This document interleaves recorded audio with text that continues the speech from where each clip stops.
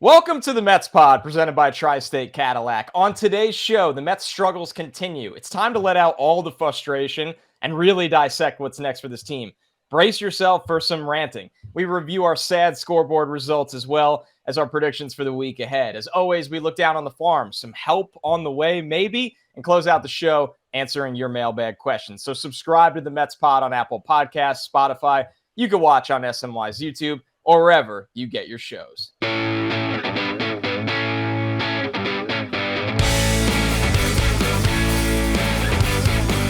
What's up, everybody? Welcome to the Mets Pod, presented by Tri-State Cadillac. This spring, be transformed during the Cadillac Move Up sales event. This is your moment to step out of the ordinary and into the extraordinary. Visit your Tri-State Cadillac dealer today. And here's a reminder, subscribe to the show at Apple Podcasts, Spotify. Of course, you can watch on SNY's YouTube or wherever you get your podcast. I'm your host, Connor Rogers, joined as always by my co-host, Joe DeMayo. And the Mets' struggles continue. Joe, first, I do want to say hello to you. There is no other way, though, to open up this show and to really let out the frustrations right now. Because I think everybody listening, sitting there, listening to our podcast, running, walking, whatever you're doing, they're feeling the same way right now, where you don't have answers. You don't know what's happened to this team. Yes, it's May, it's early, but, it's quickly getting late. Is what they say for the Mets right now. So, Joe, I'll ask you how you're doing personally, and then it's going to be down to business for us. Personally, doing just fine. Obviously, with this team, I mean, we're the ordinary show. So to go off our Cadillac read, the ordinary show is us kind of talking this stuff through. But now we're going to show how extraordinarily annoyed we can also be with this team, because right now things are certainly not going well. I think that's an easy way to start, and we'll get into our rant here in a second. That is branded content from Joe right there, a man that knows his way into the Cadillac Club. You have to respect the game, folks. All right, so here's the situation right now. Obviously, our show today, we are going to get into all the nitty-gritty, our scoreboard predictions from last week and our look ahead. We're going to go down on the farm. Joe and I, of course, are going to do our game plan. What can we seriously do to fix this team if we were in charge and try to get a spark to turn things around? But before we do any of that serious stuff, as this podcast often is, tries to be realistic, not reactionary, I think it's time for us to step out of that comfort zone. We're going to do a little rant and roll. We are not known as an angry, ranting, the sky is falling podcast. The Mets won over 100 games last year, and you could have found content that did that. That's not what we're going to do. So these are desperate times, though, and they call for emergency measures. We're breaking out our 45-second pitch clock here, a little bit longer of a pitch clock, and it is now rebranded as the Rant Clock. We each get 45 seconds, let it all out, see how we do. Joe, you're getting the honors. You get to go first. One of the many things I appreciate about you, Joe, is that you are one of the most rational baseball people I have ever met, which is a special trait in Mets fandom. And to your credit, you have been this way as long as I've known you. I think as long as you've been a fan and also covered this team. But this is the chance. This is the chance to step out of that spot if you want to with the 45-second clock. So go ahead. I will be stepping out a little bit. Let's just call it what it is. What is working for the Mets right now? I mean, the bullpen's, I guess, okay. The back end of the bullpen's certainly doing fine. And even Jeff Brigham's been all right. The starting pitching has been a disaster. The Mets are out to a deficit before the game even starts, it seems. And certainly in the first inning, they're giving up runs basically every game. Outscored, I think, 37-9 as of this recording on Tuesday in first inning so far, with Tampa Bay coming to town. And the offense is not clicking at any level. And you know me, Connor, I'm not as home run obsessed as a lot of people are, but no home runs is not good. And that's what the Mets are doing. No power. Alonso, Lindor both have OPSs right around 700 or below in May. So the stars aren't performing. Honestly, there's a reason the Mets are where they are. It's because nobody's doing what they're supposed to be doing. Listen, you can't disagree with that. I mean, here we are right now. My biggest problem with the Mets, yes, you could dive into the stats. You could dive into the fact that there's no slugging. There's no home run power. They don't pitch deep into games. They don't pitch well early in games. They don't do basically the two things you have to do to be a winning baseball team. But, Joe, what is bothering me the most right now is as soon as the team scores that first run, which always happens in the first inning against the Mets, it looks like the energy is zapped out of the team. Nobody wants to be there. There's no spark. Now they're not communicating, whether it's in the outfield. They don't do the little things right. They're not consistently driving in runners from third base with less than 2 outs. The aggression that they came out on fire with, stealing bases early in the season, I don't see anymore. They don't play fundamentally sound baseball, which is supposed to be the representation of a Buck Showalter team. And obviously the starters not working into games has limited every single other player, whether it's the hitters climbing uphill, whether it's the pitchers being tired and throwing way too much, the bullpen obviously being overused as well. The Mets right now are a bad baseball team. There's no other way to say it. And honestly, you could sit there and go, well, what if the top 3 guys in the rotation get rolling, right? What if they get rolling? What if the sluggers start to hit home runs? Can you just put the weight of the season on the backs of Justin Verlander, Pete Alonso, and Francisco Lindor? Is that a first-place team? Is that a wild card team? Right now, Joe, even if all of those things come together, and I do believe they will, I do think Justin Verlander is going to be very good this year. I do think Pete Alonso has a chance to lead baseball in home runs. Lindor can get back to being an all-star shortstop, and he's driven in a lot of runs, but he's hit really in spots. He hasn't been consistent. I don't think those 3 guys being who they traditionally are is enough to save this team right now, and that's what worries me. The big thing is, over this stretch, this was where the Mets were supposed to fix what was kind of broken in April, and it somehow has managed to get worse against bad baseball teams. And putting the bat on the backs, obviously you need Lindor and Alonso and Verlander and Scherzer. The guys that are paid to be stars, you need them to do that. Like, that's literally what their paycheck represents for them. And they're not even performing. I mean, Verlander has been great. It's only been a couple starts. I have no qualms with him. But Lindor and Alonso, after Alonso's red-hot April, he's hitting 180 in May. Lindor is hitting 230 with a 676 OPS in May. So those are the 2 guys in the lineup while you kind of deal with the ups and downs of Starling Marte, even though over the last few days seems like Marte's been turning it around a bit. Like, you're putting it on just a select few players. I think that kind of speaks to maybe this team is just simply not as deep as maybe we thought it was come, back in February and in March, because boy, those guys are off, and it just seems like the team is dead to rights before they even get started day to day. And you look at the week that was, right? They dropped the series in Cincinnati to the Reds. They only win 1 game in between, and then they split with the Nationals in what was just an odd series. I mean, there was 2 close games that they split, and there was 2 blowouts that they split, right? And I think the last week really spoke to the Mets as a whole of what's going on right now. When they hit, they get nothing from their pitching. And when they get something from their pitching, they are scratching and clawing out these low-scoring 1-run games. And you can look at that 2 ways, right, Joe? This last week, against bad baseball teams, by the way. Let's not, lower the spotlight that is the Reds and the Nationals are bad baseball teams. And the fact that, you're under 500 in that stretch against them, it felt like you really, really had to gut out these wins that you got, is a very scary sign, especially when we look at the June calendar already and how hard it's going to be. But I don't know what there is to fix that, Joe. Some can call it bad luck.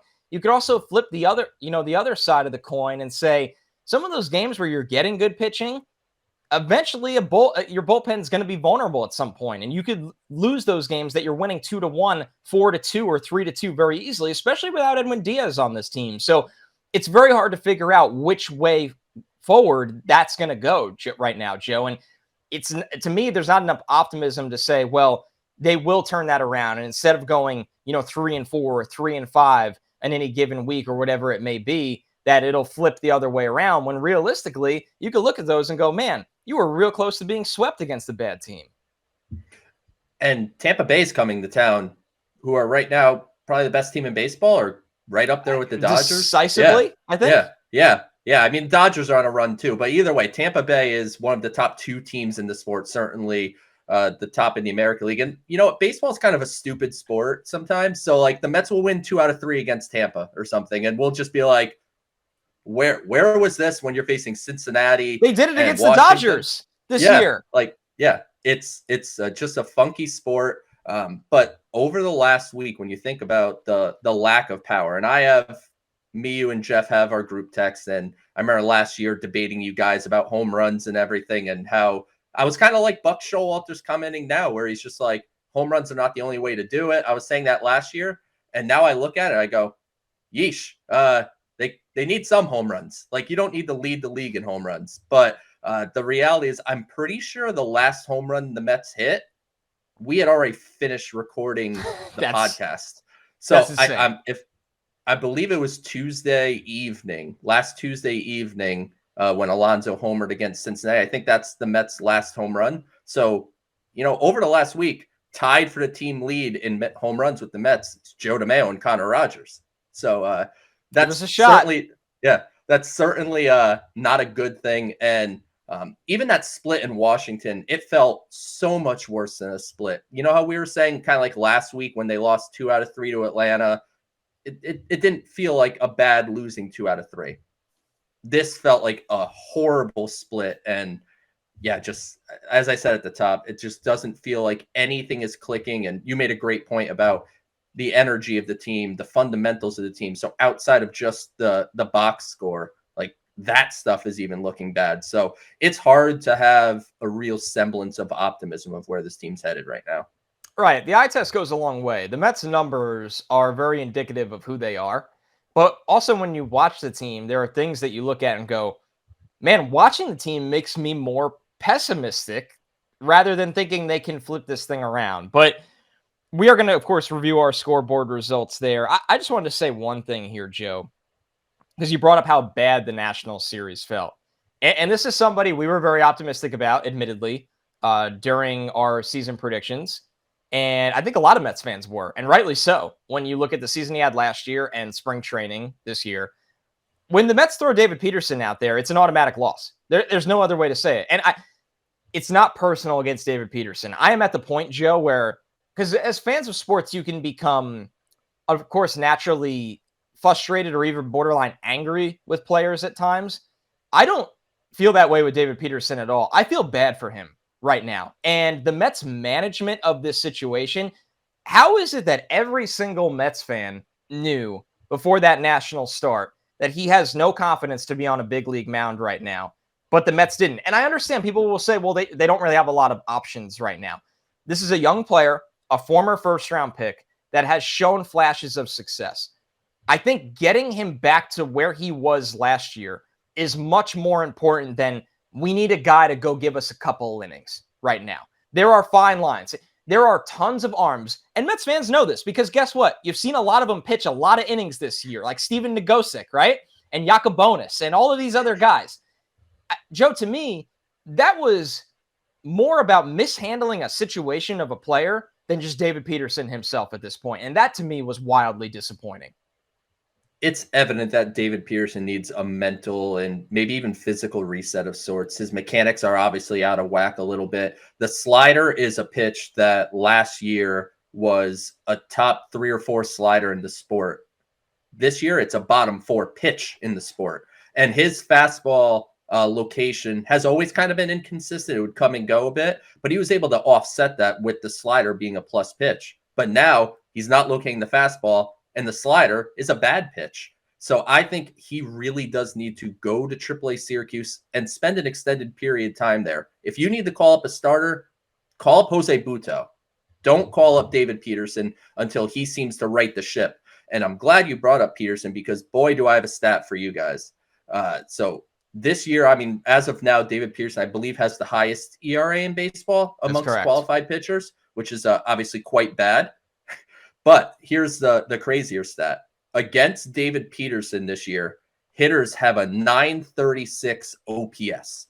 A 936 OPS. Shohei Ohtani has a 932 OPS. So David Peterson pitching is as if every batter is Shohei Ohtani.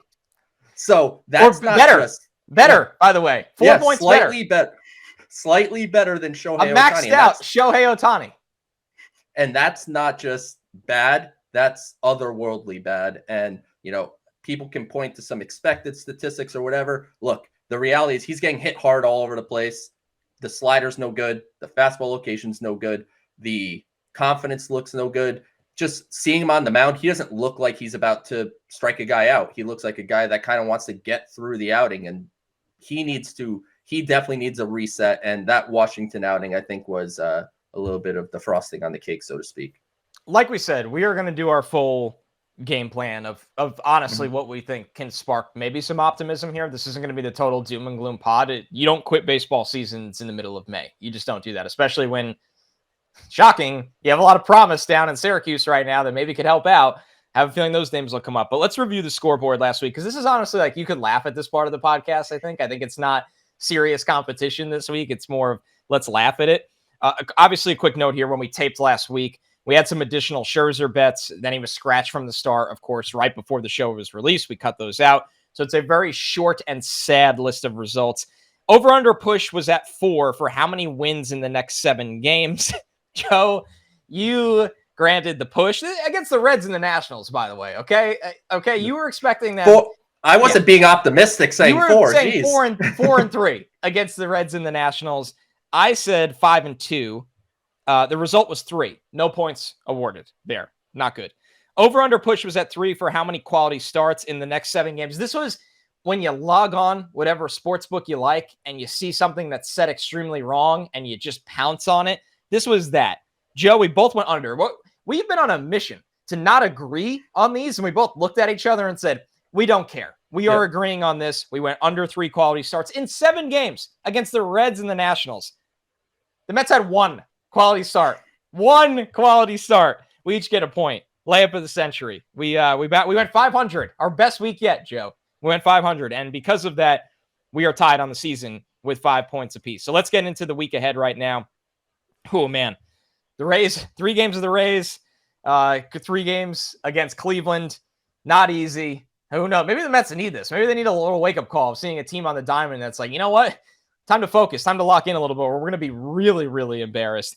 All right, the number is set at 3 here. That is the push number. Over-under, push at 3 for how many Mets wins. So the line is set at them going 500 in these 6 games. Joe, I will give you the honors here. I'm going to surprise you a bit. I said it at the top. Baseball is a really stupid sport sometimes. I'm going to say over. I'm going to say the Mets actually win 4. I think they're going to go 2 out of 3 against Tampa, surprise the world, and then 2 out of 3 against the Guardians. So I'm going to go over, and I think, like you said, when we look back, these are kind of funny things. We may be laughing at me this time next week, but strange things happen in the sport of baseball. I know it's almost summer here, Joe, but hold off on the liquid breakfast for just a little bit longer. I'm going to go with a push here at 3. If the Mets go 500 in this stretch, I'm not going to be celebrating like they won the World Series, but I will definitely kind of wipe my forehead and go, okay, they're relevant and alive still. So I'll take the push at 3. Joe goes over for Mets wins. The next one, how many innings for Max Scherzer in his next start? As always, this line is set at 5. Over, under, push. I'm going to go over here, Joe. Even if Max is not dominant, I think you're going to feel a little bit of a sense of urgency from Max to give the team innings. And he's somebody that will be vocal and say, you know what? No, our bullpen needs a rest. I need to be the guy. Me and Verlander need to be the guy. As good as solid as Senga has been this year, Senga's not going to work deep into games. We know that. They are not getting much from other starters. McGill doesn't work deep into games. Peterson can barely get through 3 innings. Carrasco's another guy that who the hell knows when he's back. I think Max will put that on him to at least try to get to work into the 6th inning. Where are you going with this one? I was hoping you were going to say push because I was going to go over as well. I thought Max looked pretty good his last start. His velocity was back up, which was a good sign. He wasn't locating perfectly, but he was locating obviously better than the Detroit start. And, you know, he got through 5 perfectly fine on, I think it was 83 or 84 pitches. So realistically, if they wanted to push him out there for the 6th, they could have, but they just off the neck spasms, which we thought was a scapula, but now it's a neck spasm. They wanted to, you know, just take the 5 and go. I think he will be pushed a little more this outing, and I think he'll make it through 6 innings. Maybe he'll give up 2 or 3 runs, but I think he'll get through 6. All right, so the odds makers have caught onto us with this one, and the odds maker here being Jeff, of course. The over-under push is set at 2 for Mets quality starts in this stretch run. So 2 quality starts in 6 games. course, reminder for those at home that aren't big into fantasy baseball, quality start is 6 innings, 3 runs or less. Joe, you get the floor for this one. I'm going to push. I think they get 2 Verlander starts, I believe, in this 6-game stretch, and they get a Max start. And I just said Max is going to go over. So I assume Verlander will go at least 6 innings of 3 runs or less with one of them. So I will go push. Yeah, I'm a little torn on this one as well. I am going to go with the under, though, for this one. I think they get 1 quality start again in the next 6 games. It doesn't necessarily mean that they don't get good starts from Scherzer and Verlander. I just wonder if they can really cross that line of throwing 6 innings of really good baseball right now. And I need to see it before I go with it. So I'll go with the under on this one. Joe goes with the push. Our last one, the line is set at 3. Over under push 3 Mets home runs in the next 6 games. They did not hit one in 4 games against the Nationals. Now, I will say this, Joe. For as much as the Mets don't hit for power, these things kind of tend to be a roller coaster where you ride the waves of it.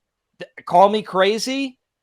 I am going to go over here. I'm not saying the Mets are going to go on this home run tear. Is it insane to expect 4 home runs in the next 6 games? Maybe it is. I'll take the over. I'm going to try to go the opposite of where the wave has gone. Where are you going here? Connor thinks the Mets are going to hit 12 home runs in the next 6 games. Mark it down. Mark it down. I will push. I think they'll hit 3. And yeah, I mean, I don't feel confident that they're going to do that. I actually don't.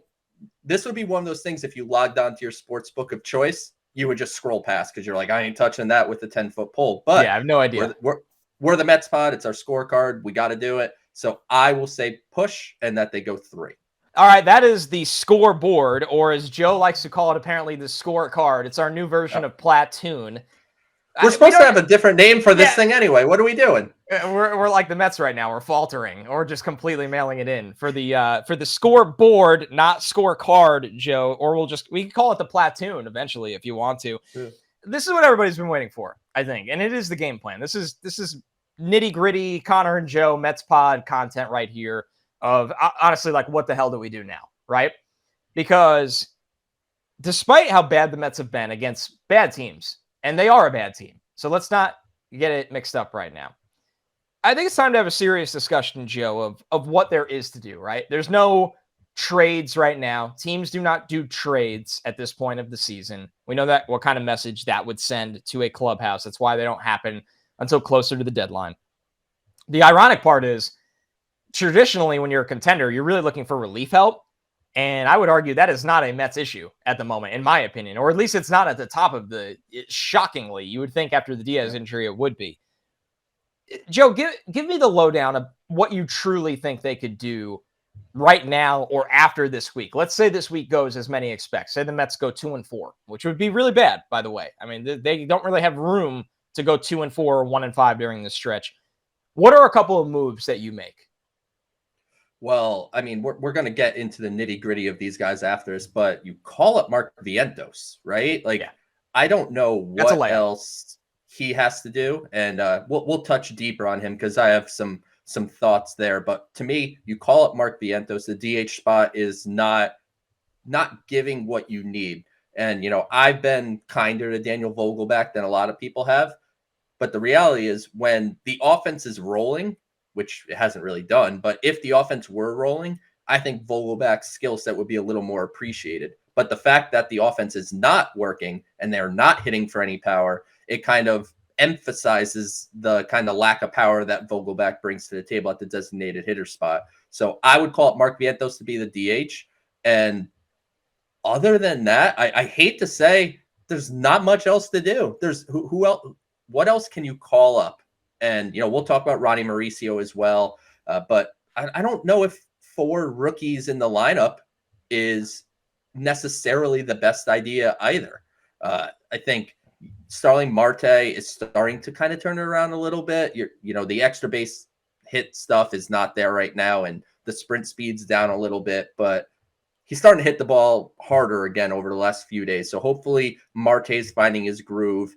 McNeil's been okay, like nothing great, nothing bad. Like he's not competing for a batting title, but he's not hitting 220 or anything like that. Nimmo's come back to life a little bit, but he's been fine. You need the players to perform. I mean, that's really what it comes down to. The path forward is the players that are getting paid the big bucks need to perform like they're getting paid the big bucks. And then you look at the starting rotation, it has a chance to be healthy for the first time later this week. As you mentioned Carrasco a few minutes ago, Connor, it sounds like he should be back either Friday or Saturday to start. So once Carrasco's back, assuming, knock on wood and hope that no one else gets hurt or anything happens this week, you could have your Verlander, Scherzer, Senga, Carrasco, McGill rotation for the first time all year. And we're getting pretty close to Memorial Day. So they need to be healthy in the rotation and have the top guys pitch like top guys, and Senga have kind of his hit and miss middle of the rotation stuff, and the back end guys pitch reasonable enough. Not like David Peterson, who can barely make it through 3-4 innings. They stretched him to pitch 5 in the Washington series, but 5 innings of reasonable ball. This team just can't be down 6 runs the way they're hitting. It's just not possible. But if you can manage to hold these opposing teams to 2 runs or 3 runs, you at least give this offense a fighting chance. I'm with you. I think that the Vientos one is the layup, right? It really is. The guy is just raking against lefties and righties this year. He has, despite what Buck said, and Buck's got a job to protect a clubhouse of guys he's coaching right now, managing right now. Vientos has mastered AAA pitching. And here's the other reality. Vientos is really not going to be a guy that factors in for your team defensively as a major leaguer, unless you are probably a bad team without a solution at first base. You look at the Nationals, what they have right now, and playing Dom Smith every day out there, a situation like that for him. But in the Mets, that doesn't exist, right? So you need offense, though, right now, and you need power. And that's what Mark Vientos is and has and does. And I'm at the point, Joe, where here's my, in all seriousness, right? Like, I'm still a week away from doing the whole DFA Canna Escobar and blow this thing up. And like, I'm not there yet. And, it's probably not a great time to say that because Escobar quietly in the little appearances he's had in May has been better at the plate. He's fine. He's fine. Yeah. He's fine. He's fine for what he is. Yeah. 100%.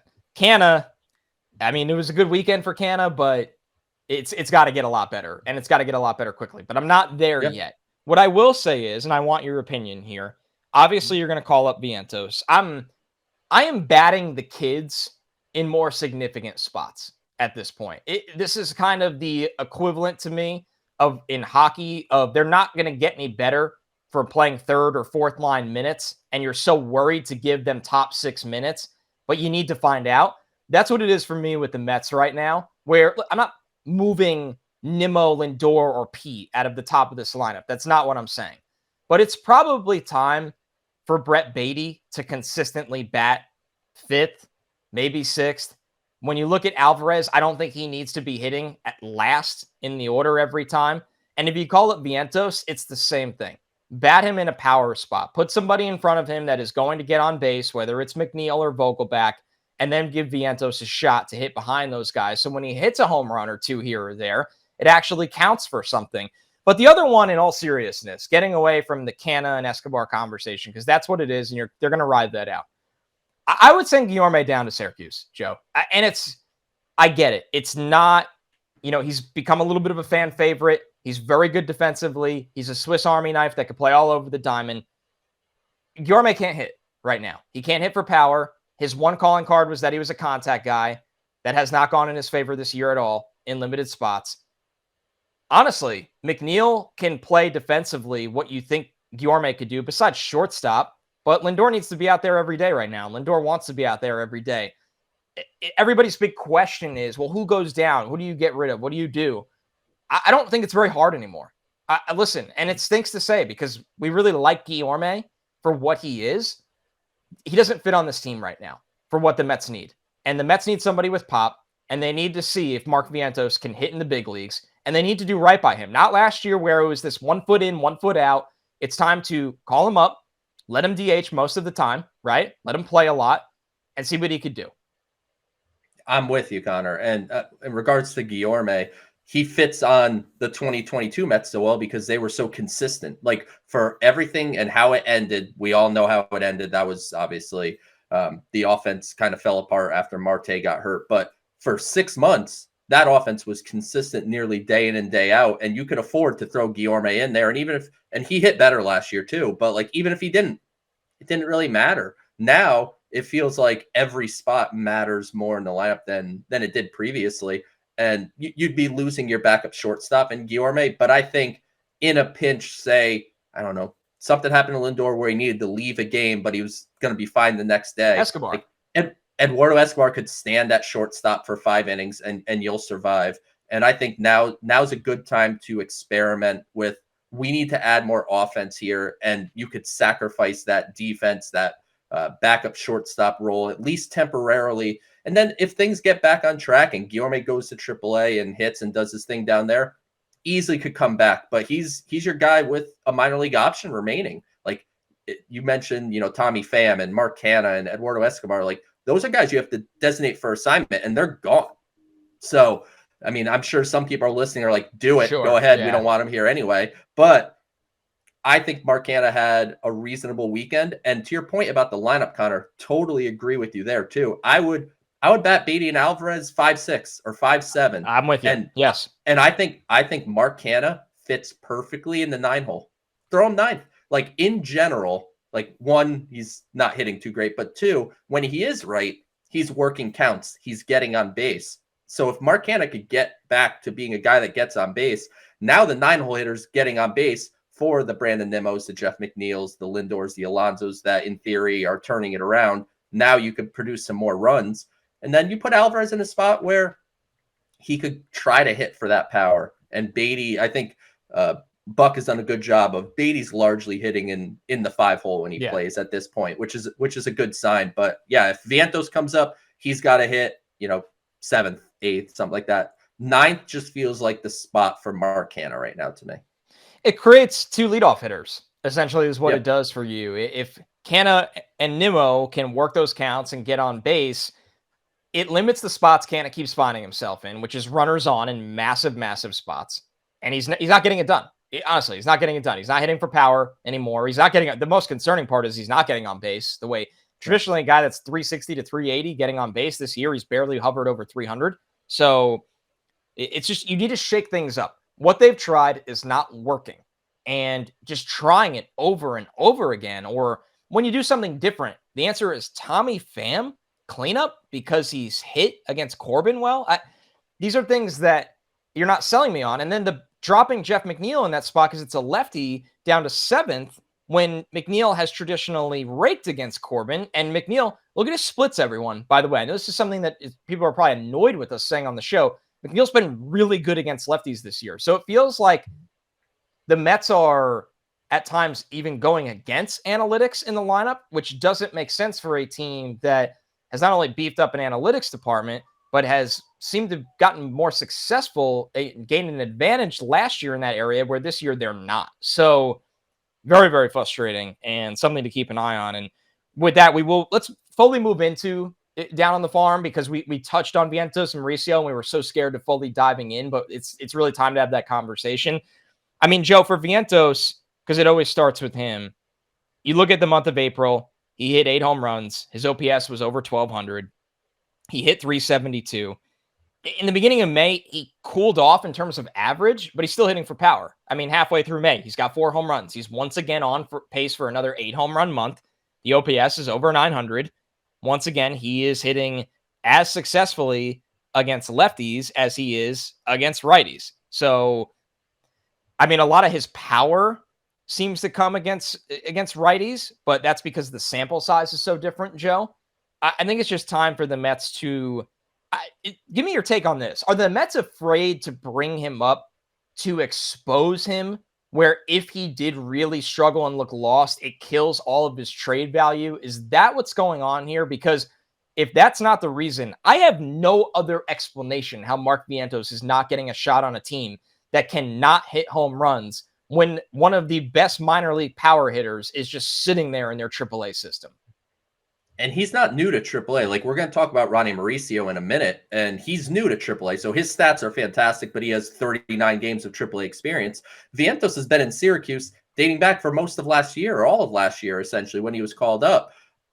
I don't know if it's that. I don't know if it's, afraid to showcase him, but something is not aligning with the Mets and Mark Vientos. And Buck Showalter's comments were concerning to me. Obviously, he's going to back his veterans as part of the job. I get it.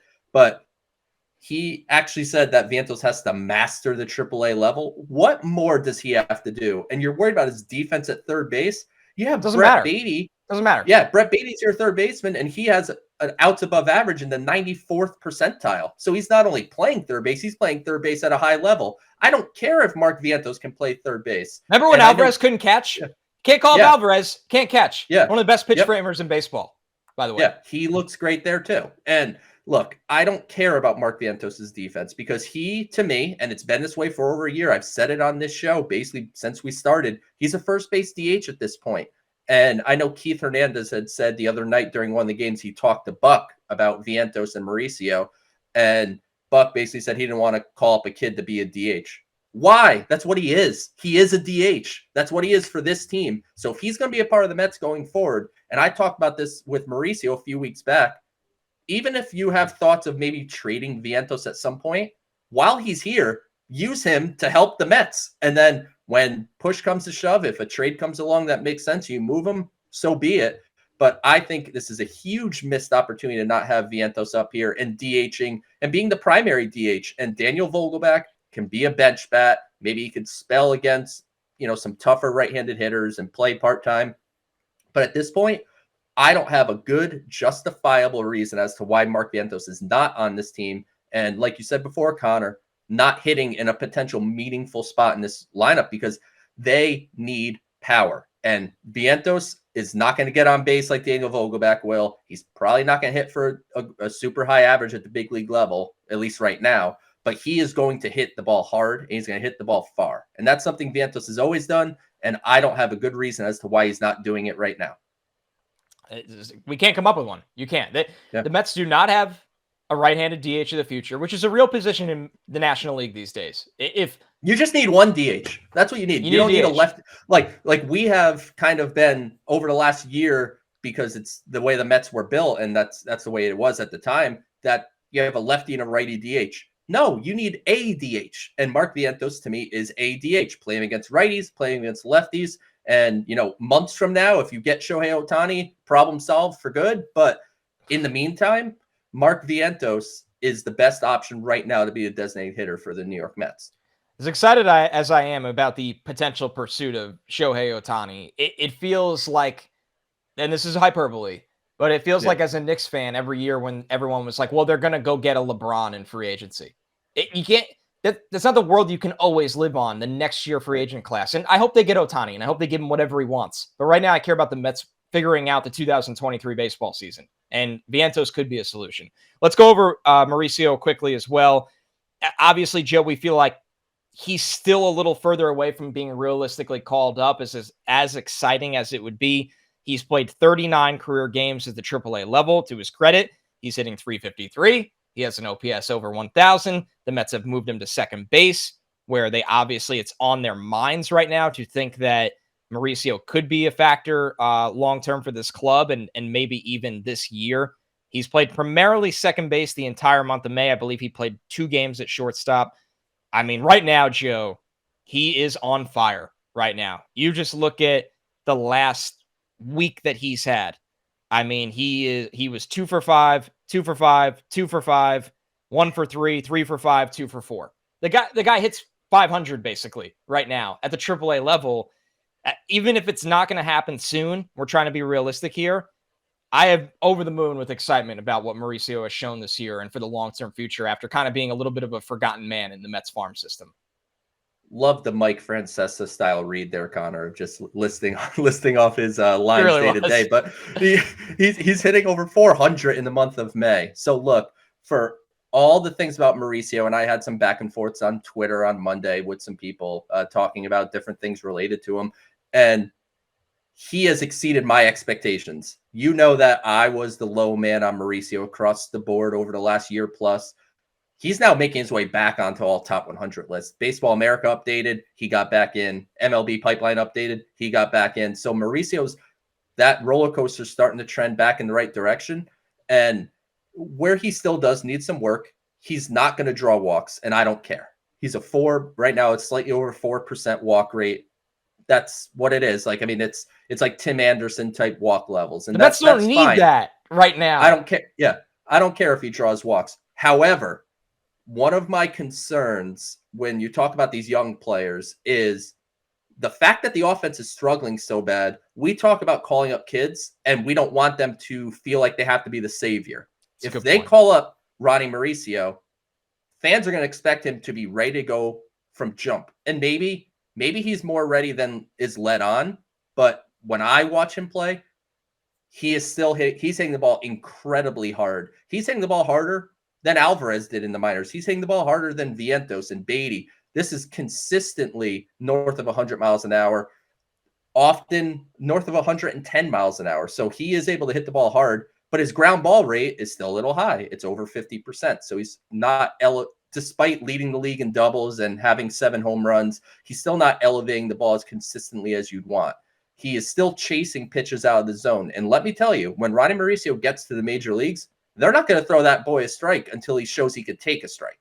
And he doesn't do that well enough yet. And so to me, I think he's getting closer, but I think we're at 39 AAA games, like you said, Connor, 16 games at second base. He is someone that I think he just needs a little more time, but he's going to get there, and he's going to get there soon enough. But I think we should a little more patience with Mauricio. I think we'll see him before the year's out. And in spring, I would have told you if you were lucky, he'd be a September call-up. Now I think, maybe it's a month away, but let's let him get more experience in AAA, more work there. And, hopefully we're talking here in the next few weeks of Ronny Mauricio being a legitimate option for the team. I will say I am excited for the day that Vientos, Mauricio, Beatty, and Alvarez are all on the field together and high-fiving after a Mets win, especially after we had Evan Stockton on, who's the broadcaster for the Syracuse Mets, the kind of relationship they all have together. And I've really seen great energy from Alvarez and Beatty already at the major league level. I think the Mets personally need more of that. We are going to get to the mailbag in just one moment, but before we do, of course, a reminder, you're listening to the Mets Pod presented by Tri-State Cadillac. Subscribe to the Mets Pod at Apple Podcasts, Spotify. Of course, you can watch on SNY's YouTube channel or wherever you get your shows. We're going to take a quick 15-second break. We'll be right back with your mailbag questions. This spring, be transformed during the Cadillac Move Up sales event. This is your moment to step out of the ordinary and into the extraordinary. Visit your Cadillac showroom today. All right, our first mailbag question is from Castel Ortiz, who asks, should we question the Mets' talent evaluation process? There have been bad trades, poor mid-level signings, the decision not to bring up Beatty and Alvarez due to supposed defensive deficiencies. It appears that we may not be making the right decisions. What do you think of that, Joe? I mean, as of right now, it doesn't look like they're making great decisions. But this time last year, Billy Epler was batting 1,000. So I do think a lot of the mid-level signings, let's just think about what we consider mid-level, right? Kodai Senga, mid-level signing, $15 million or so a year. He's been up and down, which is kind of what I think we expected with him coming over from Japan. And had the Mets had a healthy Justin Verlander, that's your high-level signing, and a healthy Max Scherzer pitching like they should, Kodai Senga wouldn't have the same attention on how he's pitching. It'd be like, that's fine. He's adjusting. He has a really good start every couple starts and then a little inconsistency. David Robertson was signed to be a setup man. He's been fantastic. Adam Ottavino was brought back. He's been fine. But when you think about Tommy Pham, that's kind of blah. Like, he kind of is what he is, right? Omar Narvaez been hurt. So that was a mid-level guy that he looked so good.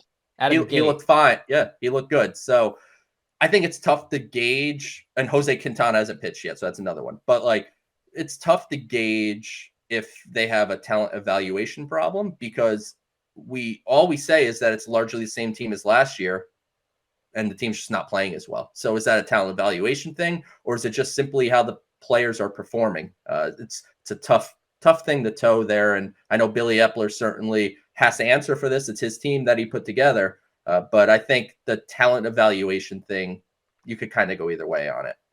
I agree in large part about your evaluation of the pro personnel usage and pro acquisitions. I mean, you can nitpick things here and there. And like you said, some guys just need to play better.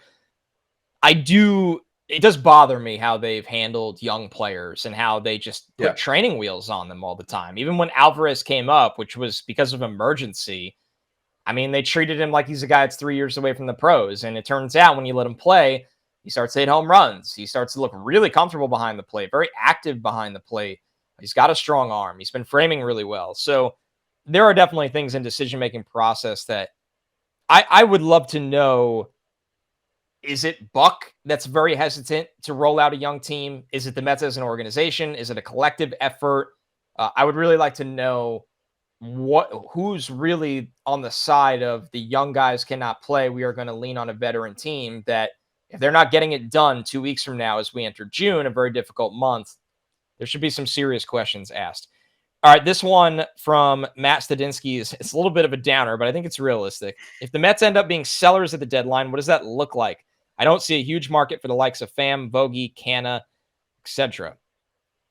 I think the Mets might be a team that kind of doesn't really, if they're, out or appearing to be really out of the race, what could they get something for Escobar, right? Like a very low level reliever. I mean, let's be real. Like the Mets traded a couple players for Darren Ruff last year. Okay. So I don't know what it looks like if the Mets are sellers because they are not a team really equipped to sell, even if things don't go right for them.